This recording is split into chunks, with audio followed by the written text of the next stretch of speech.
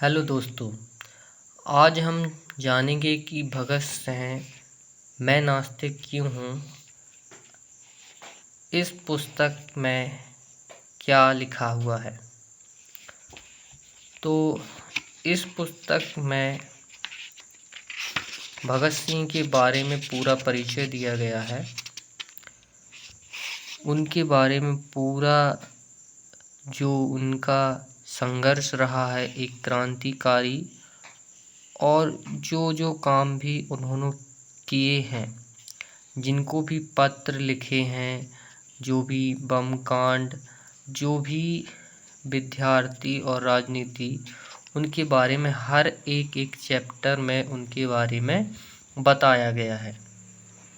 लेकिन आज हम जानेंगे उनके मेन चैप्टर, जो कि उन्होंने कहा कि मैं नास्तिक क्यों हूँ, जो कि पुस्तक का नाम भी है। तो इस पुस्तक में दिया गया है यहाँ पर, मैं नास्तिक क्यों हूँ,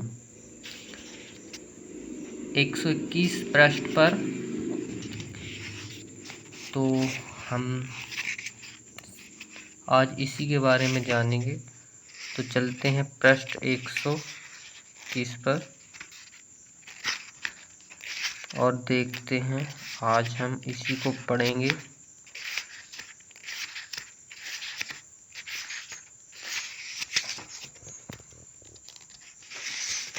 ये रहा 121 पृष्ठ। यहाँ पर दिया गया है कि मैं नास्तिक क्यों हूँ।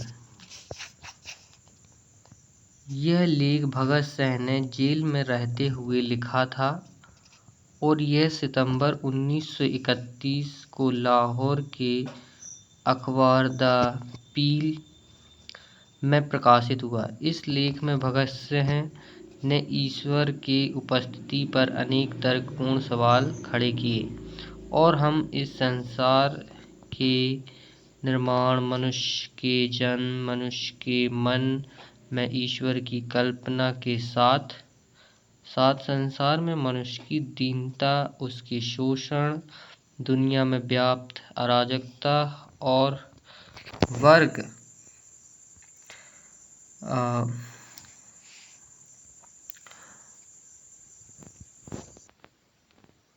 वर्ग भेद की स्थितियों का भी विश्लेषण किया है। यह भगत सिंह के लेख के सबसे चर्चित हिस्सों में रहा। स्वतंत्रता सेनानी बाबा रणधीर सिंह जो थे, सन 1930 से 31 के बीच लाहौर के सेंट्रल जेल में कैद थे। वे एक धार्मिक व्यक्ति थे जिन्हें यह जानकर बहुत कष्ट हुआ कि भगत सिंह का ईश्वर पर विश्वास नहीं है। वे किसी तरह भगत सिंह की काल कोठरी में पहुंचने में सफल हुए और उन्हें ईश्वर के अस्तित्व पर यकीन दिलाने की कोशिश की। असफल होने पर बाबा ने नाराज होकर कहा, प्रसिद्धि से तुम्हारा दिमाग खराब हो गया है और तुम अहंकारी बन गए हो, जो कि एक काले पर्दे की तरह तुम्हारे और ईश्वर के बीच खड़ी। इस टिप्पणी के जवाब में ही भगत सिंह ने यह लेख लिखा। देखते हैं वो लेख क्या है। एक नया प्रश्न खड़ा हुआ, क्या मैं किसी अहंकार के कारण सर्वशक्तिमान, सर्वव्यापी तथा सर्वज्ञानी ईश्वर के अस्तित्व पर विश्वास नहीं करता हूँ? मेरे कुछ दोस्त शायद ऐसा कहकर उन पर बहुत अधिकार नहीं जमा रहा हूँ। मेरे साथ अपने थोड़े से संपर्क में इस निष्कर्ष पर पहुँचने के लिए उत्सुक है कि मैं ईश्वर के अस्तित्व को नकार कर कुछ ज़रूरत से ज़्यादा आगे जा रहा हूँ, और मेरे घमंड ने कुछ हद तक मुझे इस अविश्वास के लिए उकसाया है। मैं ऐसी कोई सेखी नहीं वगराता कि मैं मानवीय कमजोरियों से बहुत ऊपर हूँ। मैं एक मनुष्य हूँ और इससे अधिक कुछ नहीं।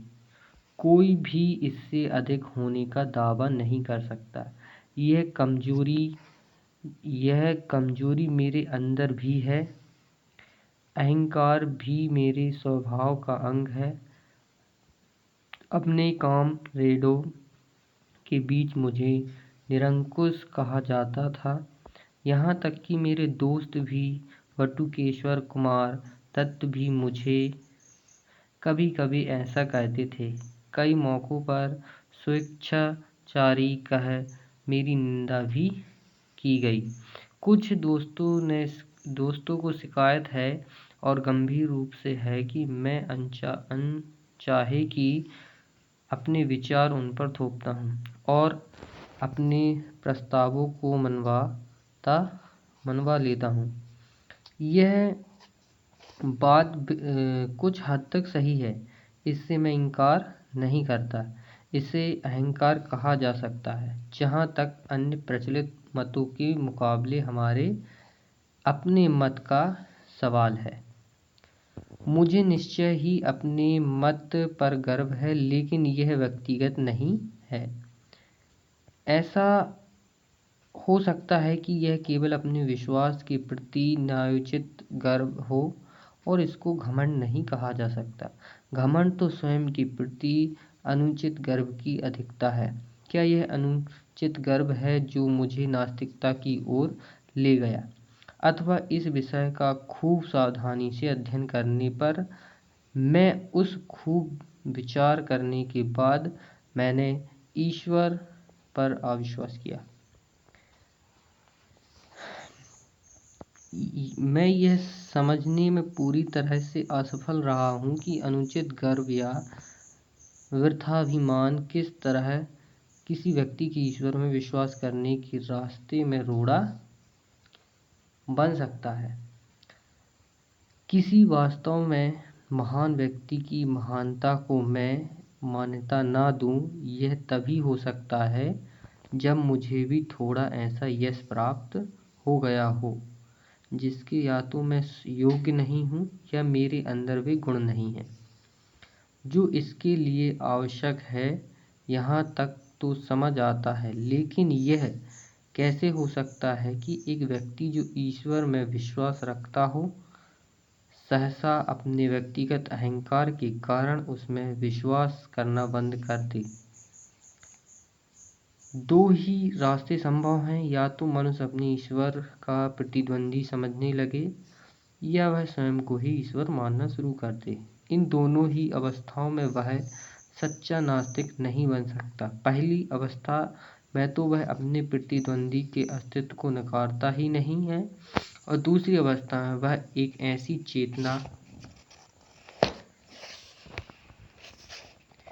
चेतना के अस्तित्व को मानता है जो पर्दे के पीछे से प्रकृति की सभी गतिविधियों का संचालन करती है। मैं उस सर्वशक्तिमान परमात्मा के अस्तित्व से ही इनकार करता हूँ। यह अहंकार नहीं है जिसने मुझे नास्तिकता के सिद्धांत को ग्रहण करने के लिए प्रेरित किया। मैं ना तो एक प्रतिद्वंदी हूँ, ना ही एक अवतार, और ना ही स्वयं परमात्मा। इस अभियोग को स्वीकार करने के लिए आइए तथ्यों पर गौर करें। मेरे इन दोस्तों के अनुसार दिल्ली बम केस और लाहौर षड्यंत्र केस के दौरान मुझे जो अनावश्यक यश मिला, शायद उस कारण मैं वृथाभिमानी हो गया हूँ। मेरा नास्तिकतावाद कोई अभी हाल ही में उत्पत्ति नहीं है। मैंने तो ईश्वर पर विश्वास करना तब छोड़ दिया था जब मैं एक अप्रसिद्ध नौजवान था। कम से कम एक कॉलेज का विद्यार्थी तो ऐसी किसी अनुचित अहंकार को नहीं पाल पोस सकता जो उसे नास्तिकता की ओर ले जाए। यद्यपि मैं कुछ अध्यापकों का चहेता था तथा कुछ अन्य को मैं अच्छा नहीं लगता था, पर मैं कभी भी बहुत मेहनती अथवा पढ़ाकू विद्यार्थी नहीं रहा। अहंकार जैसी भावना में फंसने का कोई मौका ही नहीं मिल सका। मैं तो बहुत लज्जालु स्वभाव का लड़का था, जिसकी भविष्य के बारे में कुछ निराशावादी प्रकृति थी। मेरे बाबा, जिनके प्रभाव में मैं बड़ा हुआ, एक रूढ़िवादी आर्य समाजी थी हैं। एक आर्य समाजी और कुछ भी हो, नास्तिक नहीं होता। अपनी प्राथमिक शिक्षा पूरी करने के बाद मैं DAV स्कूल लाहौर में प्रवेश लिया और पूरे साल उसके छात्रावास में रहा। वहाँ सुबह और शाम की प्रार्थना के अतिरिक्त मैं घंटों गायत्री मंत्र जपा करता था। उन दिनों में पूरा भक्त था। बाद में मैंने अपने पिता के साथ रहना शुरू किया। जहाँ तक धार्मिक रूढ़िवादिता का प्रश्न है, वह एक उदारवादी व्यक्ति है। उन्हीं की शिक्षा से मुझे स्वतंत्रता के ध्येय के लिए अपने जीवन को समर्पित करने की प्रेरणा मिली। किंतु वे नास्तिक नहीं हैं। उनका ईश्वर में दृढ़ विश्वास है। वे मुझे प्रतिदिन पूजा प्रार्थना के लिए प्रोत्साहित करते रहते थे। इस प्रकार से मेरा पालन पोषण हुआ। असहयोग आंदोलन के दिनों में राष्ट्रीय कॉलेज में प्रवेश लिया। यहाँ आकर ही मैंने सारी धार्मिक समस्याओं, यहाँ तक कि ईश्वर के अस्तित्व के बारे में उदारतापूर्वक सोचना, विचारना तथा उनकी आलोचना करना शुरू किया। पर अभी भी मैं पक्का आस्तिक था।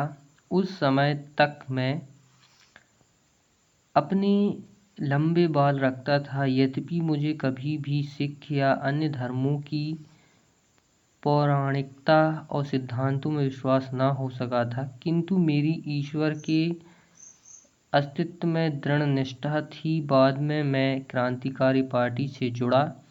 वहाँ जिस पहले नेता से मेरा संपर्क हुआ, वे तो पक्का विश्वास न होते हुए भी ईश्वर के अस्तित्व को नकारने का साहस ही नहीं कर सकते थे। ईश्वर के बारे में मैं मेरे हठ पूर्वक पूछते रहने पर वे कहते, जब इच्छा हो तब पूछ कर लिया करो। यह नास्तिकता है जिसमें साहस का अभाव है।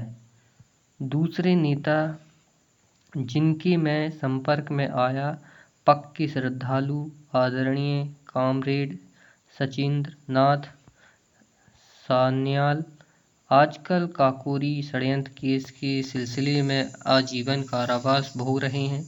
उनकी पुस्तक बंदी जीवन, ईश्वर की महिमा और जोर शोर से गाना है। उन्होंने उसमें ईश्वर के ऊपर प्रशंसा के पुष्प रहस्यात्मक वेदांत के कारण बरसाए हैं। 28 जनवरी 1925 को पूरे भारत में जो दी रिवोल्यूशनरी क्रांतिकारी पर्चा बांटा गया था, वह उन्हीं के बौद्धिक श्रम का परिणाम है। उसमें सर्वशक्तिमान और उसकी लीला एवं कार्यों की प्रशंसा की गई है। मेरा ईश्वर के प्रति अविश्वास का भाव क्रांतिकारी दल में भी प्रस्फुटित नहीं हुआ था। काकोरी के सभी 4 शहीदों ने अपनी अंतिम दिन भजन प्रार्थना में गुजारे थे। राम प्रसाद बिस्मिल एक रूढ़िवादी आर्य समाजी थे। समाजवाद तथा साम्यवाद में अपने वृहद अध्ययन के बावजूद राजेंद्र लाहिड़ी उपनिषद एवं गीता के श्लोकों के उच्चारण की अपनी अभिलाषा को दबा न सके।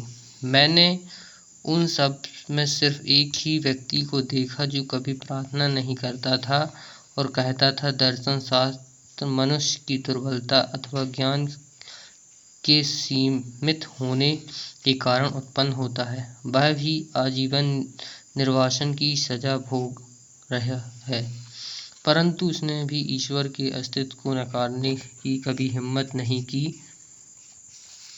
इस समय तक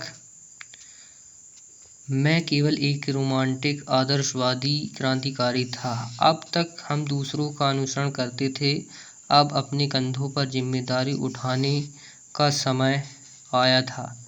यह मेरे क्रांतिकारी जीवन का एक निर्णय बिंदु था।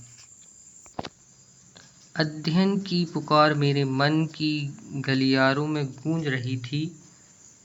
विरोधियों द्वारा रखे गए तर्कों का सामना करने योग्य बनने के लिए अध्ययन करो। अपने मत के पक्ष में तर्क देने के लिए सक्षम होने के वास्ते पढ़ो। मैंने पढ़ना शुरू कर दिया। इससे मेरे पुराने विचार व विश्वास अद्भुत रूप से परिष्कृत हुए। रोमांस की जगह गंभीर विचारों ने ले ली और न और अधिक रहस्यवाद न ही अंधविश्वास यथार्थवाद हमारा आधार बना। मुझे विश्व क्रांति के अनेक आदर्शों के बारे में पढ़ने का खूब मौका मिला। मैंने अराजकतावादी नेता बाकुनिन को पढ़ा, कुछ साम्यवाद के पिता मार्क्सवाद को, किंतु अधिक लेनिन, त्रोत्स्की व अन्य लोगों को पढ़ा जो अपने देश में सफलतापूर्वक क्रांति लाए थे। ये सभी नास्तिक थे। बाद में मुझे निरलंब स्वामी की पुस्तक सहज ज्ञान मिली। इसमें रहस्यवादी नास्तिकता थी। 1926 के अंत तक मुझे इस बात का विश्वास हो गया कि एक सर्वशक्तिमान परम आत्मा की बात, जिसने ब्रह्मांड का सृजन, दिग्दर्शन और संचालन किया, एक कोरी बकवास है। मैंने अपने इस अविश्वास को प्रदर्शित किया। मैंने इस विश्वास पर अपने दोस्तों से बहस की। मैं एक घोषित नास्तिक हो चुका था। मई 1927 में मैं लाहौर में गिरफ्तार हुआ। रेलवे पुलिस हवालात में मुझे 1 महीना काटना पड़ा। पुलिस अफसरों ने मुझे बताया कि मैं लखनऊ में था जब वहाँ काकोरी दल का मुकदमा चल रहा था, कि मैंने उन्हें छुड़ाने की किसी योजना पर बात की थी, कि उनकी सहमति पाने के बाद हमने कुछ बम प्राप्त किए थे कि 1927 में दशहरा के अवसर पर उन बमों में से एक परीक्षण के लिए भीड़ पर फेंका गया, कि यदि मैं क्रांतिकारी दल की गतिविधियों पर प्रकाश डालने वाला एक वक्तव्य दे दूं तो मुझे गिरफ्तार नहीं किया जाएगा, और इसके विपरीत मुझे अदालत में मुखबिर की तरह पेश किए बगैर रिहा कर दिया जाएगा और इनाम दिया जाएगा। मैं इस प्रस्ताव पर हंसा।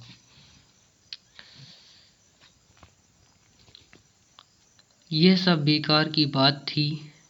हम लोगों की भांति विचार रखने वाले अपनी निर्दोष जनता पर बम नहीं फेंका करते।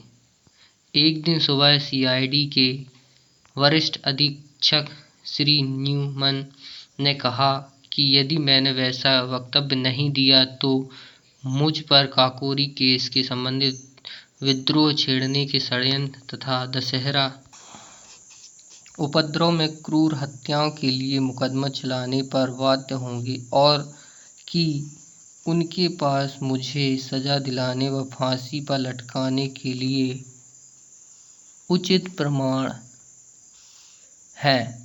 उसी दिन में कुछ पुलिस अफसरों ने मुझे नियम से दोनों समय ईश्वर की स्तुति करने के लिए फुसलाना शुरू किया। पर अभी मैं एक नास्तिक था। मैं स्वयं के लिए यह बात तय करना चाहता था कि क्या शांति और आनंद के दिनों में ही मैं नास्तिक होने का दम भरता हूँ, या ऐसे कठिन समय में भी मैं उन सिद्धांतों पर अडिग रह सकता हूँ। बहुत सोचने के बाद मैंने निश्चय किया कि ईश्वर है किसी भी किसी भी तरह ईश्वर पर विश्वास तथा प्रार्थना मैं नहीं कर सकता। मैं एक क्षण के लिए भी नहीं कि यह असली परीक्षण था और मैं सफल रहा। अब मैं एक पक्का अविश्वासी था और तब से लगातार हूँ। इस परीक्षण पर खरा उतरना आसान काम न था। विश्वास कष्टों को हल्का कर देता है, यहाँ तक कि उन्हें सुखकर बना सकता है। ईश्वर में मनुष्य को अत्यधिक सांत्वना देने वाला एक आधार मिल सकता है। उसके बिना मनुष्य को अपने ऊपर निर्भर करना पड़ता है। तूफान और झंझावात के बीच अपने पांवों पर खड़ा रहना कोई बच्चों का खेल नहीं। परीक्षा की इन घड़ियों में अहंकार यदि है तो भाव बनकर उड़ जाता है और मनुष्य अपने विश्वास को ठुकराने का साहस नहीं कर पाता। यदि ऐसा करता है तो इससे यह निष्कर्ष निकलता है कि उसके पास सिर्फ अहंकार नहीं वरन कोई अन्य शक्ति है। आज बिल्कुल वैसी ही स्थिति है। निर्णय का पूरा पता है। 1 सप्ताह के अंदर ही यह घोषित हो जाएगा कि मैं अपना जीवन एक ध्येय पर निछावर करने जा रहा हूँ। इस विचार के अतिरिक्त और क्या सांत्वना हो सकती है। ईश्वर में विश्वास रखने वाला हिंदू पुनर्जन्म पर राजा होने की आशा कर सकता है। एक मुसलमान या ईसाई स्वर्ग में व्याप्त समृद्धि के आनंद की तथा अपने कष्टों और बलिदान के लिए पुरस्कार की कल्पना कर सकता है। किंतु मैं क्या आशा करूं? मैं जानता हूं कि जिस क्षण रस्सी का फंदा मेरी गर्दन पर लटकेगा और मेरे पैरों के नीचे से तख्ता हटेगा, वह पूर्ण विराम होगा। वह अंतिम क्षण होगा। मैं या मेरी आत्मा सब वहीं समाप्त हो जाएगी। आगे कुछ न रहेगा। एक छोटी सी जूझती हुई जिंदगी जिसकी कोई ऐसी गौरवशाली परिणति नहीं है, अपने में स्वयं एक पुरस्कार होगी। यदि मुझमें इस दृष्टि से देखने का साहस हो, बिना किसी स्वार्थ के यहाँ के बाद पुरस्कार की इच्छा के बिना, मैं अनासक्त भाव से अपने जीवन को स्वतंत्रता के ध्येय पर समर्पित कर दिया है, क्योंकि मैं और कुछ कर ही नहीं सकता था। जिस दिन हमें इस मनोवृत्ति के बहुत से पुरुष और महिलाएं मिल जाएंगे जो अपने जीवन को मनुष्य की सेवा और पीड़ित मानवता के उद्धार के अतिरिक्त कहीं समर्पित कर ही नहीं सकते थे, उसी दिन मुक्ति के युग का शुभारंभ होगा। वे शोषकों, उत्पीड़कों और अत्याचारियों को चुनौती देने के लिए उत्प्रेरित होंगे, इसलिए नहीं कि उन्होंने राजा बनना है या कोई अन्य पुरस्कार प्राप्त करना है। यहाँ या अगले जन्म में या मृत्युपरांत स्वर्ग में उन्हें तो मानवता की गर्दन से दासता का जुआ उतार फेंकने और मुक्ति एवं शांति स्थापित करने के लिए इस मार्ग को अपनाना होगा। क्या वे उस रास्ते पर चलेंगे जो उनके अपने लिए खतरनाक किंतु उनके महान आत्मा के लिए एकमात्र कल्पनीय रास्ता है? क्या इस महान ध्येय के प्रति उनके गर्व को अहंकार कहकर उसका गलत अर्थ लगाया जाएगा? कौन इस प्रकार के घृणित विशेषण बोलने का साहस करेगा? या तो वह मूर्ख है या धूर्त है। हमें चाहिए कि उसे क्षमा कर दें, क्योंकि वह उस हृदय में उद्वेलित उच्च विचारों, भावनाओं, आवेगों तथा उनकी गहराई को महसूस नहीं कर सकता। उसका हृदय मांस के टुकड़े की तरह मृत है। उसकी आँखों पर अन्य स्वार्थों अन्य स्वार्थों के प्रेतों की छाया पड़ने से वे कमजोर हो गए हैं। स्वयं पर भरोसा रखने के गुणों को सदैव अहंकार की संज्ञा दी जा सकती है। यह दुखपूर्ण और कष्टप्रद है, पर चारा ही क्या है। आलोचना और स्वतंत्र विचार एक क्रांतिकारी के दोनों अनिवार्य गुण हैं, क्योंकि हमारे पूर्वज ने किसी परम आत्मा की प्रति विश्वास बना लिया था। अतः कोई भी व्यक्ति जो उस विश्वास को सत्यता या उस परम आत्मा के अस्तित्व को ही चुनौती दे, उसकी विधर्मी विश्वासघाती कहा जाएगा। यदि उसके तर्क इतने अकास्ट हैं कि उनका खंडन वितर्क द्वारा नहीं हो सकता, और उसकी आस्था इतनी प्रबल है कि उसके ईश्वर के प्रकोप से होने वाली विपत्तियों का भय दिखाकर दबाया नहीं जा सकता, तो उसकी यह कहकर निंदा की जाएगी कि वह वृथाभिमानी है। यह मेरा अहंकार नहीं था जो मुझे नास्तिकता की ओर ले गया। मेरे तर्क का तरीका संतोषप्रद सिद्ध होता है या नहीं, इसका निर्णय मेरे पाठकों को करना है, मुझे नहीं। मैं जानता हूँ कि ईश्वर पर विश्वास ने आज मेरा जीवन आसान और मेरा बोझ हल्का कर दिया होता। उस पर मेरे विश्वास ने सारे वातावरण को अत्यंत सूक्ष्म बना दिया। थोड़ा सा रहस्यवाद इसके कभी मत बना सकता है, किंतु मेरे भाग्य को किसी उम्मत का सहारा नहीं चाहिए। मैं यथार्थवादी हूँ। मैं अंततः प्रकृति पर विवेक की सहायता से विजय चाहता हूँ। इस ध्येय में मैं सदैव सफल नहीं हुआ हूँ। प्रयास करना मनुष्य का कर्तव्य है। सफलता तो संयोग तथा वातावरण पर निर्भर है। कोई भी मनुष्य जिसमें तनिक भी विवेक शक्ति है, वह अपने वातावरण को तार्किक रूप से समझना चाहेगा। यहाँ सीधा प्रमाण नहीं है, वहाँ दर्शन शास्त्र का महत्व है। जब हमारे पूर्वजों ने फुर्सत के समय विश्व के रहस्य को, इसके भूत, वर्तमान एवं भविष्य को, इसके क्यों और कहाँ से को समझने का प्रयास किया, तो सीधे परिणामों के कठिन अभाव में हर व्यक्ति ने इन प्रश्नों को अपने ढंग से हल किया। यही कारण है कि विभिन्न धार्मिक मतों में हमको इतना अंतर मिलता है, जो कभी कभी वैमनस्य तथा झगड़े का रूप ले लेता है। न केवल पूर्व और पश्चिम के दर्शनों में मतभेद है, बल्कि प्रत्येक गोलार्ध के अपने विभिन्न मतों में आपस में अंतर है। पूर्व के धर्मों में इस्लाम तथा हिंदू धर्म में जरा भी अनुरूपता नहीं है।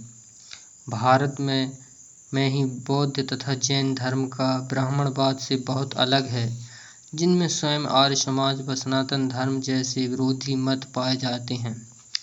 पुराने समय का एक स्वतंत्र विचारक चार्वाक है। उसने ईश्वर को पुराने समय में ही चुनौती दी थी। हर व्यक्ति अपने को सही मानता है। दुर्भाग्य की बात है कि बजाय पुराने विचारकों के अनुभवों तथा विचारों को भविष्य में अज्ञानता के विरुद्ध लड़ाई का आधार बनाने के, हम आलसियों की तरह जो हम सिद्ध हो चुके हैं उनके कथन के अविचल एवं संशयहीन विश्वास को चीख पुकार करते रहते हैं, और इस प्रकार मानवता के विकास को जड़ बनाने के दोषी हैं। सिर्फ विश्वास और अंधविश्वास खतरनाक है। यह मस्तिष्क को मूढ़ और मनुष्य को प्रतिक्रियावादी बना देता है। जो मनुष्य अपने यथार्थवादी होने का दावा करता है, उससे समस्त प्राचीन रूढ़िगत विश्वासों को चुनौती देनी होगी। प्रचलित मतों को तर्क की कसौटी पर कसना होगा। यदि वे तर्क का प्रहार न सह सके तो टुकड़े टुकड़े होकर गिर पड़ेगा। तब नए दर्शन की स्थापना के लिए उनको पूरा धराशायी करके जगह साफ करना होगा और पुराने विश्वासों की कुछ बातों का प्रयोग करके पुनर्निर्माण करना। मैं प्राचीन विश्वासों के ठोसपन पर प्रश्न करने के संबंध में आश्वस्त हूँ। मुझे पूरा विश्वास है कि एक चेतना परम आत्मा का जो प्रकृति की गति का दिग्दर्शन एवं संचालन करता है, कोई अस्तित्व नहीं है। हम प्रकृति में विश्वास करते हैं और समस्त प्रगतिशील आंदोलन का ध्येय मनुष्य द्वारा अपनी सेवा के लिए प्रकृति पर विजय प्राप्त करना मानते हैं। इसको दिशा देने के पीछे कोई चेतन शक्ति नहीं है। यही हमारा दर्शन है। हम आस्तिकों से कुछ प्रश्न करना चाहते हैं। यदि आपका विश्वास है कि एक सर्वशक्तिमान, सर्वव्यापी और सर्वज्ञानी ईश्वर है जिसने विश्व की रचना की, तो कृपया करके मुझे यह बताने कि उसने यह रचना क्यों की। कष्टों और संतापों से पूर्ण दुनिया, असंख्य दुखों के शाश्वत अनंत गठबंधनों से ग्रसित एक भी व्यक्ति तो पूरी तरह संतुष्ट नहीं है। कृपया यह ना कहें कि यह उसका नियम है। यदि वह किसी नियम से बंधा है तो वह सर्वशक्तिमान नहीं है। वह भी हमारी ही तरह नियमों का दास है। कृपया करके यह भी ना कहें कि यह उसका मनोरंजन है। नीरो ने बस एक रोम जलाया था। उसने बहुत थोड़ी संख्या में लोगों की हत्या की थी। उसने तो बहुत थोड़ा दुख पैदा किया अपने पूर्ण मनोरंजन के लिए। और उनका इतिहास में क्या स्थान है? उसे इतिहास किस नाम से बुलाते हैं? सभी विषैले विश्लेषण उस पर बरसाए जाते हैं। पन्ने उसकी निंदा के वाक्यों से काले पुते हैं। वत्सना करते हैं। खा नीरो एक हृदयहीन, निर्दयी, दुष्ट, एक चंगेज खां ने अपने आनंद के लिए कुछ हजार जान ले ली और आज तक हम उसके नाम से घृणा करते हैं। तब किस प्रकार तुम अपने ईश्वर को न्यायोचित ठहराते हो? उस शाश्वत नीरो को जो हर दिन, हर घंटे और हर मिनट असंख्य दुख देता रहा और अभी भी दे रहा है। फिर तुम कैसे उसके दुष्कर्मों का पक्ष लेने की सोचते हो, जो चंगेज खां के प्रत्येक क्षण अधिक है? क्या यह सब बाद में इन निर्दोष कष्ट सहने वालों को पुरस्कार और गलती करने वालों को दंड देने के लिए हो रहा है? ठीक है। तुम कब तक उस व्यक्ति को उचित ठहराते रहोगे जो हमारे शरीर पर घाव करने का साहस इसलिए करता है कि बाद में मुलायम और आरामदायक मलहम लगाया जाएगा? ग्लैडिएटर संस्था के व्यापक कहाँ तक उचित करते थे कि एक भूखे खूंखार शेर के सामने मनुष्य को फेंक दो कि यदि वह उससे जान बचा लेता है तो उसकी खूब देखभाल की जाएगी। इसलिए मैं पूछता हूँ कि उस चेतन परम आत्मा ने इस विश्व और उसमें मनुष्य की रचना क्यों की? आनंद लूटने के लिए? तब उसमें और नीरो में क्या फर्क है? तुम मुसलमानों और ईसाइयों, तुम तो पुनर्जन्म में विश्वास नहीं करते। तुम तो हिंदुओं की तरह यह तर्क पेश नहीं कर सकते कि प्रत्यक्षतः निर्दोष व्यक्तियों के कष्ट उनके पुनर्जन्म के कर्मों का फल है। मैं तुमसे पूछता हूँ कि उस शक्तिशाली ने शब्द द्वारा विश्व की उत्पत्ति के लिए 6 दिन तक क्यों परिश्रम किया, और प्रत्येक दिन वह क्यों कहता है कि सब ठीक है। बुलाओ उसे आज और उससे पिछला इतिहास दिखाओ। उसे आज की परिस्थितियों का अध्ययन करने दो। हम देखेंगे कि क्या कहने का साहस करता है कि सब ठीक है। कारावास की काल कोठरियों से लेकर झोपड़ियों की बस्तियों तक, भूख से तड़पते लाखों इंसानों से लेकर उन शोषित मजदूरों से लेकर जो पूंजीवादी पिशाच द्वारा खून चूसने की क्रिया को धैर्यपूर्वक निरुत्साह से देख रहे हैं, तथा उस मानव शक्ति की बर्बादी देख रहे हैं जिसे देखकर कोई भी व्यक्ति जिसे तनिक भी सहज ज्ञान है भय से सिहर उठेगा और अधिक उत्पादन और जरूरतमंद लोगों में बांटने की बजाय समुद्र में फेंक देना बेहतर समझने से लेकर राजाओं के उन महलों तक जिनकी नींव मानव की हड्डियों पर खड़ी है, उसको यह सब देखने दो और फिर कहें सब कुछ ठीक है। क्यों और कहाँ से, यह मेरा प्रश्न है। तुम चुप हो, ठीक है, मैं आगे चलता हूँ। और तुम हिंदुओं, तुम कहते हो कि आज जो कष्ट भोग रहे हैं ये पुनर्जन्म के पापी हैं और आज के उत्पीड़क पिछले जन्मों के साधु पुरुष थे, अतः भी सत्ता का आनंद लूट रहे हैं। मुझे यह मानना पड़ता है कि आपके पूर्वज बहुत चालाक व्यक्ति थे। उन्होंने ऐसे सिद्धांत गढ़े जिनमें तर्क और अविश्वास के सभी प्रयासों को विफल करने की काफी ताकत है। न्यायशास्त्र के अनुसार दंड को अपराधी पर पड़ने वाले असर के आधार पर केवल 3 कारणों से उचित ठहराया जा सकता है। वे प्रतिकार, भय तथा शुद्ध पर। आज सभी प्रगतिशील विचारकों द्वारा प्रतिकार के सिद्धांत की निंदा की जाती है। भयभीत करने के सिद्धांत का भी अंत वही है। सुधार करने का सिद्धांत ही केवल आवश्यक है और मानवता की प्रगति के लिए अनिवार्य है। इसका ध्येय अपराधी को योग और शांति प्रिय नागरिक के रूप में समाज है। इसका ध्येय अपराधी को समाज को लौटाना है। किंतु यदि हम मनुष्यों को अपराधी मान भी लें तो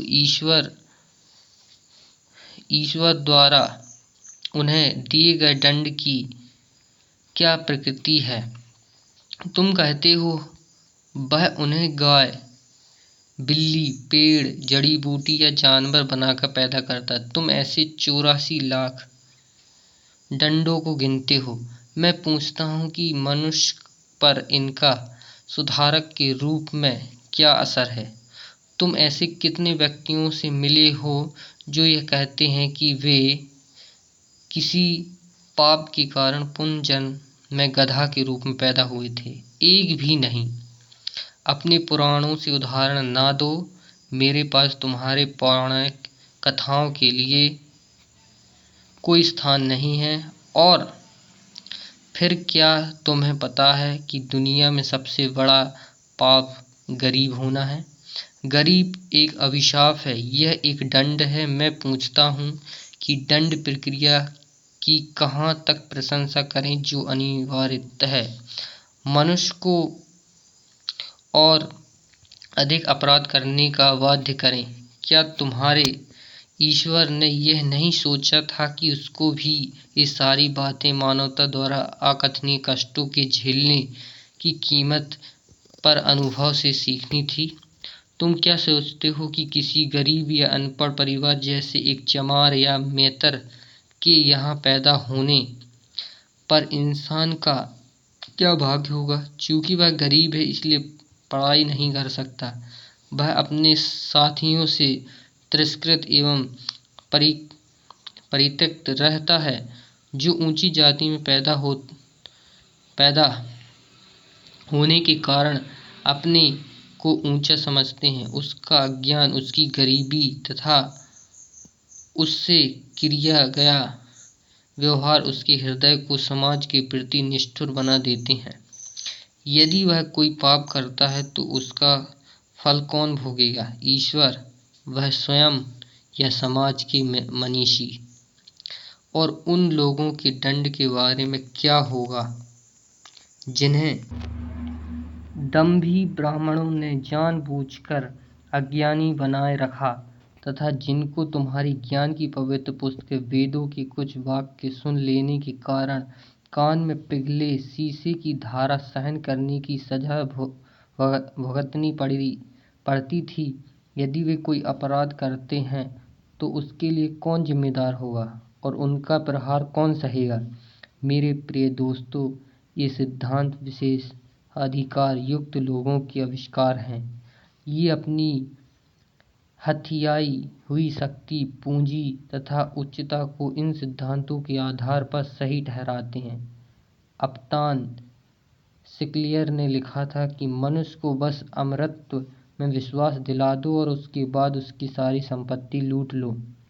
वह बगैर बड़बड़ाए इस कार्य में तुम्हारी सहायता करेगा। धर्म के उपदेशकों तथा सत्ता के स्वामियों के गठबंधन से ही जेल, फांसी, कोड़े और ये सिद्धांत उपजते हैं। मैं पूछता हूँ, तुम्हारा सर्वशक्तिशाली ईश्वर हर व्यक्ति को क्यों नहीं उस समय रोकता जब वह कोई पाप या अपराध कर रहा होता है? यह तो वह बहुत आसानी से कर सकता है।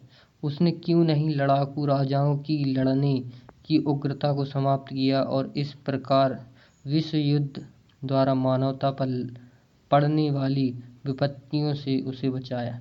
उसने अंग्रेजों के मस्तिष्क में भारत को मुक्त कर देने की भावना क्यों नहीं पैदा की? वह क्यों नहीं पूंजीपतियों के हृदय में यह परोपकार उत्साह भर देता है कि वे उत्पादन के साधनों पर अपना व्यक्तित्व, संपत्ति का अधिकार त्याग दें और इस प्रकार केवल संपूर्ण श्रमिक समुदाय वरन समस्त मानव समाज को पूंजीवादी बेड़ियों से मुक्त करें? आप समाजवाद की व्यवहारिकता पर तर्क करना चाहते हैं। मैं इसे आपके सर्वशक्तिमान पर छोड़ देता हूँ कि वह लागू करे। जहाँ तक सामान्य भलाई की बात है, लोग समाजवाद के गुणों को मानते हैं। वे इसके व्यवहारिक न होने का बहाना लेकर इसका विरोध करते हैं। परमात्मा को आने दो और वह चीज़ों को सही तरीके से कर दे। अंग्रेजों की हुकूमत यहाँ इसलिए नहीं है कि ईश्वर चाहता है, बल्कि इसलिए है कि उनके पास ताकत है और हम में उनका विरोध करने की हिम्मत नहीं है। वे हमको अपने प्रभुत्व में ईश्वर की मदद से नहीं रखे हैं, बल्कि बंदूक, राइफलों, बम और गोलियों, पुलिस और सेना के सहारे। ये हमारी उदासीनता है कि वे समाज के विरुद्ध सबसे निंदनीय अपराध, एक राष्ट्र का दूसरे राष्ट्र द्वारा अत्याचार पूर्ण शोषण सफलतापूर्वक कर रहे हैं। कहाँ है ईश्वर? क्या वह मनुष्य जाति के इन कष्टों का मजा ले रहा है? एक नीरो, एक चंगेज, उसका नाश हो। क्या तुम मुझसे पूछते हो कि मैं इस विश्व की उत्पत्ति तथा मानव की उत्पत्ति की व्याख्या कैसे करता हूँ? ठीक है, मैं तुम्हें बताता हूँ। चार्ल्स डार्विन ने इस विषय पर कुछ प्रकाश डालने की कोशिश की है, उसे पढ़ो। यह एक प्रकृति की घटना है। विभिन्न पदार्थों, नुहारिका के आकार में आकस्मिक मिश्रण से पृथ्वी बनी। कब इतिहास देखो, इसी प्रकार की घटना से जंतु पैदा हुए और एक लंबे दौर में मानव। डार्विन की जीवन की उत्पत्ति पढ़ो और तदुपरांत सारा विकास मनुष्य द्वारा प्रकृति के लगातार विरोध और उस पर विजय प्राप्त करने की चेष्टा से हुआ है। यह इस घटना की संभवतः सबसे सूक्ष्म व्याख्या है। तुम्हारा दूसरा तर्क यह हो सकता है कि क्यों एक बच्चा अंधा या लंगड़ा पैदा होता है? क्या यह उसके पूर्व जन्म में किए गए कार्यों का फल नहीं है? जीव विज्ञान वेत्ताओं ने इस समस्या का वैज्ञानिक समाधान निकाल लिया है। अवश्य ही तुम एक और बचकाना प्रश्न पूछ सकते हो, यदि ईश्वर नहीं है तो लोग उसमें विश्वास क्यों करने लगे? मेरा उत्तर सूक्ष्म तथा स्पष्ट है। जिस प्रकार वे प्रेतों तथा दुष्ट आत्माओं के विश्वास करने लगे, अंतर केवल इतना है कि ईश्वर में विश्वास विश्वव्यापी है और दर्शन अत्यंत विकसित है। इसकी उत्पत्ति का श्रेय उन शोषकों की प्रतिभा को है जो परमात्मा के अस्तित्व का उपदेश देकर लोगों को अपने प्रभुत्व में रखना चाहते थे तथा उनसे अपने विशिष्ट स्थिति का अधिकार एवं अनुमोदन चाहते थे। सभी धर्म, संप्रदाय, पंथ और ऐसी अन्य संस्थाएं अंत में निर्दयी और शोषक संस्थाओं, व्यक्तियों तथा वर्गों की समर्थक हो जाती हैं। राजा के विरुद्ध हर विद्रोह हर धर्म में सदैव ही पाप रहा है। मनुष्य की सीमाओं को पहचानने पर, उसकी दुर्बलता व दोष को समझने के बाद परीक्षा की घड़ियों में मनुष्य को बहादुरी से सामना करने के लिए उत्साहित करने, सभी खतरों को पुरुषत्व के साथ झेलने तथा संपन्नता एवं ऐश्वर्य में उसके विस्फोट को बांधने के लिए ईश्वर के काल्पनिक अस्तित्व की रचना हुई। अपने व्यक्तिगत नियमों तथा अभिभावकीय उदारता से पूर्ण ईश्वर की बढ़ा चढ़ा कर कल्पना एवं चित्रण किया गया। जब उसकी उग्रता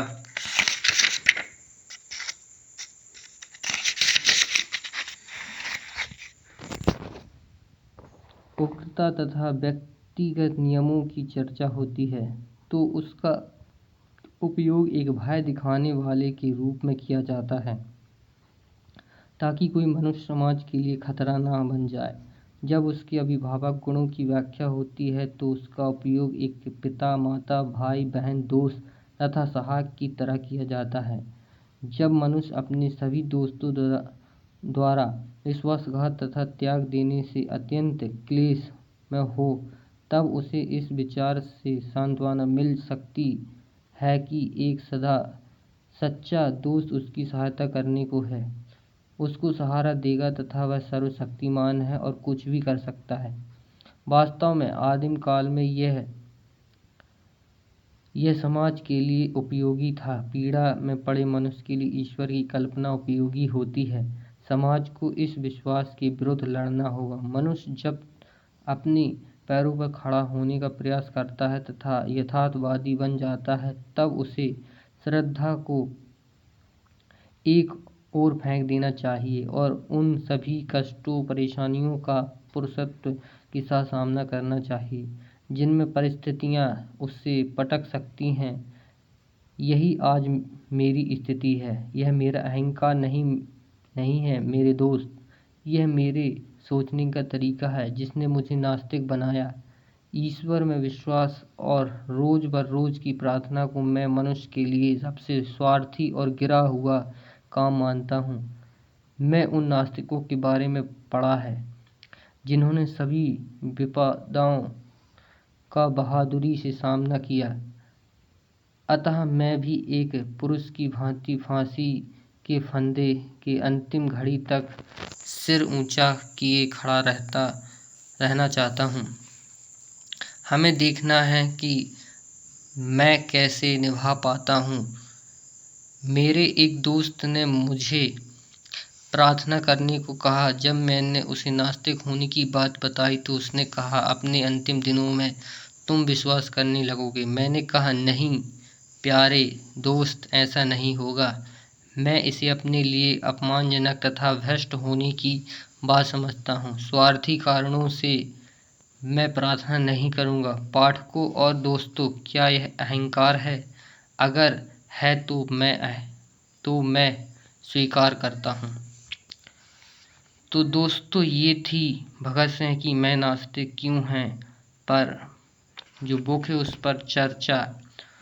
बाकी आप बताएं कि उनकी इस बात से आप सहमत हैं या नहीं, कमेंट करके ज़रूर बताएं।